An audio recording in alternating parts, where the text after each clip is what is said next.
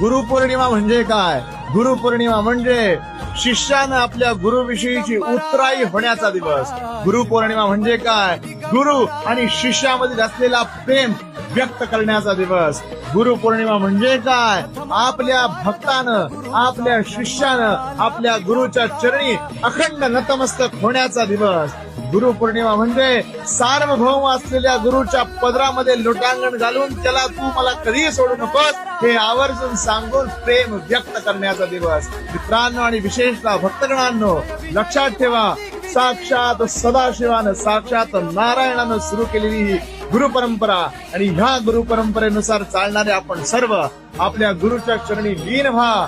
गुरुपौर्णिमा आनंदानं, उत्साहानं, चैतन्यानं साजरी करा. आपल्या गुरुच्या चरणी नतमस्तक व्हा. गुरु सदैव पाठीराखा होईल. श्री स्वामी समर्थ. गुरुचे लक्षण गुरुचारी